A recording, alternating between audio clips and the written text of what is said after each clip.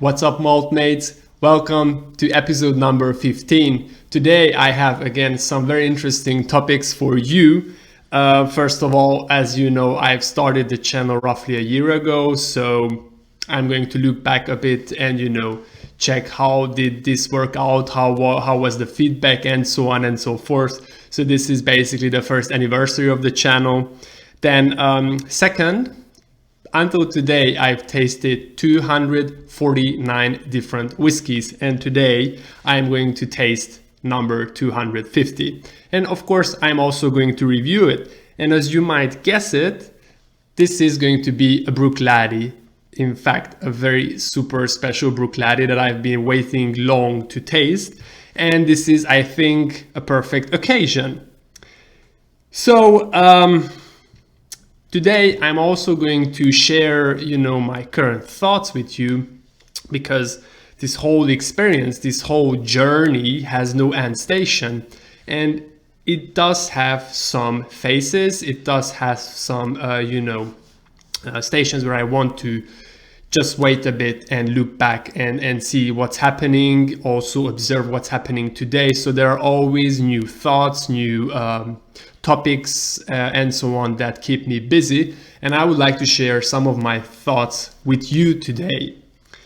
So let me just pour this very fine dram so that it can get some air, sit in the glass. Oh boy, I can already smell that this is going to be something very special. Yeah, so at work I have two new colleagues. Both are lovely chaps, and both have kind of an interest for whiskeys.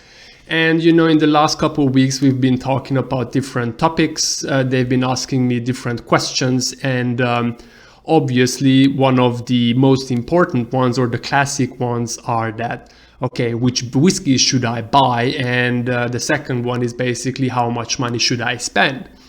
So I have already gave you a lot of personal recommendations and guidance on this, but here I'm going to give you now a new list, basically a new short list of mine, and this is going to be the top 10 not smoky single malts that I would recommend for people that are either at the very beginning or still relatively at the beginning of their journey. So feel free to pause the video here. This is my list that I can recommend basically for everyone. You might know some other brands too, and this is just my personal list. And I'm going to show you here also 3, 4, 5 names that are okay whiskeys, and most of you will know it, so some classics, but I think in terms of price quality, they are rather inferior. So for example, the Glenfiddich 12-year-old is a classic one, but it's bottled with 40%. It's very, very smooth, almost like boringly smooth. And of course you can buy it. It's a good value for the money. But once you pass that level, I highly recommend you to rather pick something from the other top 10 list that I just showed you, because there the price value or the price quality ratio is just very, very good. And this is also a topic that I'm going to deep dive now. So I did a small analysis. So I have an Excel list with all of the whiskey that I tasted so far, and I always give marks from 1 until 100. But obviously the lowest score that I gave was 50, and the highest score that I ever gave was 97. But on average or on median, it should be around 83, 84. So that's roughly, a benchmark for me. And these whiskeys are all around that, because I think this is where you can really get a lot for already 30, 40 euros or so. And I'm going to show you a chart, because I was really curious. Does higher price mean that the whiskey is going to be better? I mean, obviously there has to be a relationship, but this relationship is not linear. And there are a lot of whiskeys where you pay a premium and you don't get that quality or that satisfaction. So you will see soon a chart where the y-axis is basically the prices in euros, and then you have the x-axis where you see my points. And you will see that there is kind of like an efficient frontier where you want to be. And those whiskeys are really that I can highly recommend, because this is where you get the most, in my opinion, for your buck. So just to give you an idea how if I plotted over 200 whiskeys that I've tasted, how would they rank?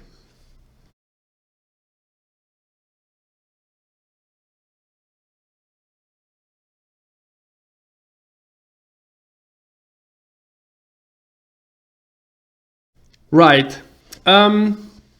Spending a lot of money at the beginning probably doesn't make too much sense, because if you don't have a basic understanding and you don't have some reference points, everything that you buy might taste good, but you won't be able to compare it. You won't be able to, really get all most out of it. And here, let me give you already a concrete example what I mean by that. So you see here a lot of Bruichladdis, and I've tasted already tons of Bruichladdis, I think over 20 different expressions. And I really know the house style. I really know what they do roughly. And I'm willing to spend much more money in order to get something special. So this here, for example, is their Feis Ile bottling from last year. Feis Ile is a festival on the island of Islay where most of the distilleries release limited editions, and they are usually much more expensive than their core range. And this here was limited on 3,000 bottles. It's bottled at cask strength with 56.3% ABV. And it's a combination of of several vintages. So we don't know the exact composition, but here are some very old whiskeys, like 20 old year whiskeys and so on. And it's going to cost you a lot of money. So if you start here, you might think, okay, this is good, I like it. But you won't have any reference point. You won't be able to compare it, to contrast it. It's just like, imagine you would learn driving right away with a Porsche, not like with your standard cars like Volkswagen Golf or I don't know, some kind of Opel, but you would sit right into a Porsche. It would be, of course it would be a cool car, but you wouldn't really appreciate it. So I think you get the comparison. So it's all about appreciation, and this is where you will understand why are people willing to spend so much money on single malts. Because once you pass this level, this top 10 list that I showed you, you really, you are ready, you are equipped to go to the next level where you already pay much more, but you get more. But as my chart showed you, with the dots, with the plot dots, it's not like you will get twice as much. If a whiskey costs you 40 euros and then you want to buy suddenly something from 420, it doesn't mean it will be 3 times better. Not at all. It is going to be different. It is going to be more sophisticated, more round, and so on. It doesn't necessarily have to be even better for your taste. You might not like it more, but this is where you appreciate these nuances, where things get really, really sophisticated. So my advice, and this is the main takeaway for today, start there with this list. Try to pick some, these, I call them like staples or household names, because they are just great quality whiskeys, I think, for a very affordable price. And once you get to know them and you can really appreciate it, then your journey can go on. And your palate is going to be also, trained a bit, because whiskey is a high alcohol volume spirit. So your palate has at the beginning a hard time, to adjust to it. So this is why I told you, like drinking a Glenfiddich or a Glenmorangie or a Balvenie or a Glenlivet, really with 40% ABV, it's a really good introductory to your palate, you know, to the system, so to say. But once your palate is not in shock anymore, then you can go to higher ABV spirits, because those are the really good ones. Those are where you can really get those intense aromas and flavors that you are looking for. So this year with 56%, this is not a beginner's whiskey. You would never appreciate it if it would be overwhelming for you. It would be just too much. It might even burn you. So you really have to train your palate a bit. You have to calibrate your palate a bit. So this is that it's very, very important. So I also touch here the ABV topic, that it does make sense to start with 43, 46% ABV drinks and then slowly go to higher strength whiskeys. Also, one more thing, and I'm going to review my whiskey. One more topic that I was also talking with these two colleagues of mine is that cheaper blended supermarket whiskeys are very dark in color. And be aware, I covered this several times, those whiskeys are colored. Unfortunately, most of the blended whiskeys that are available everywhere are colored. So this is something that you should keep in mind. And also the ABV topic. Why do you think they are bottled all with 40%? Because they dilute it back. So before bottling, the distillery manager or the master blender can decide the strength of the whiskey. And starting from cask strength, which is the natural strength of the whiskey, you have a huge field where you can play around. Are you going to bottle with cask strength? Are you going to bottle with 46% or 40% and so on? And generally, the higher the ABV, the better, because you can always dilute it back for yourself. But if they dilute it back already to 40%, they are killing and making the whiskey flatter. The whiskey is losing then its potential. So this is again something to keep in mind when you are going for whiskeys. Yes, so I think that's it. So now let me go to this review. Oh boy, this is just heaven. The house style of this distillery, I love it. So Laddie, this segment is unpeated, so it's not smoky, and they have this very nice, fresh, crisp, citrusy, barley sugary house style with a lot of fruits, but light fruits like apricots, peaches, sometimes even pear or something like that. Then there is sometimes this strong honeysuckle note, and also combined with a touch of oakiness, a touch of woodiness. So overall, I think their house style is just really intense and lovely. But this doesn't mean that it's for everyone. I consider their whiskeys rather intense because they tend to bottle with higher strength. So these are all bottled with 50% ABV. These two are cask strength whiskeys. So this is definitely not for beginners. But once you get there, you start to really appreciate it, and it's going to be just lovely. So let's see whether I can find now the house style that I just described to you in this festival bottling. Yes, so the nose is extremely fresh. I get some honey sweetness, cooked apples, also a touch of vanilla, touch of woodiness. It's not sharp. It's not overwhelming. It's just lovely. It's a rich bouquet, and it's very together. So all of these aromas are packed very lovely together. So 250. Let me try on the palate. Slainte.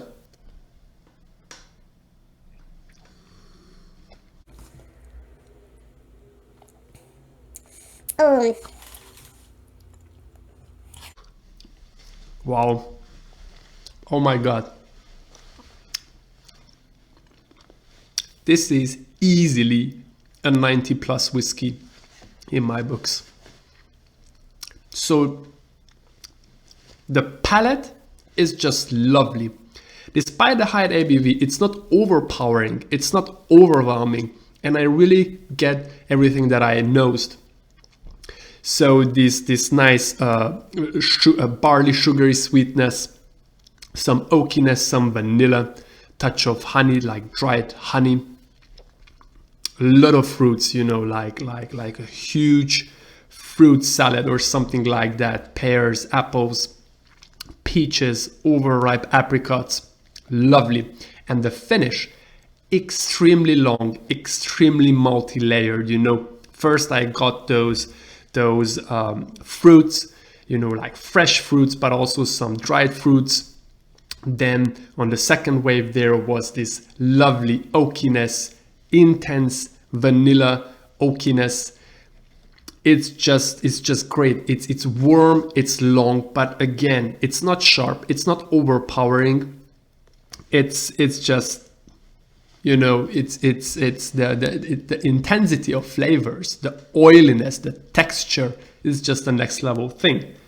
So I'm gonna add now a couple of drops of water in order to, you know, loosen up a bit, because the alcohol, you know, it's stronger and they are just bunched together. And when you add some water, you know, you loosen the structure, you know, you make it even more approachable, even more accessible, but you have to pay attention, because if you add too much water, it's going to be flat a bit. But this is 56, so I think this can take a lot of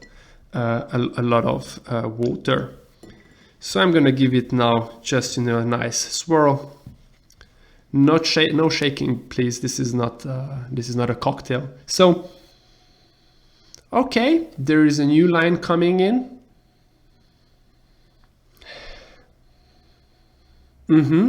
Some cake, you know, very interesting. Some like banana cake and like fresh bread. Wow, this is complex. This is definitely, there are definitely some aromas that are so exotic that I cannot even precisely describe.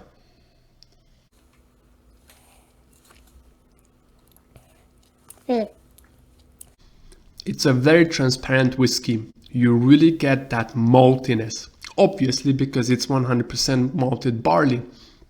But you know, it's just so great, you know.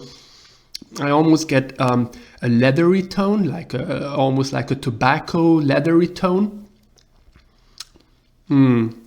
Touch of bitterness, but in a very, very, very good way. Oak is there, honey is there, vanilla is there, the fruits are there. Just great. And you see, this kind of appreciation, you can get it when you first try the consumer staples, you know, the household names, like, as I told you in the list before, you know, you get a Kleinlich and you explore it. Or what else is here? The Bunnahabhain, huge classic, one of my favorite distilleries. So you go through this, you enjoy it, you collect the reference points, and then you are ready to go to the next level. That being said, I wish you all good health, Slainte, and I will catch you in my next video. Take care, bye bye.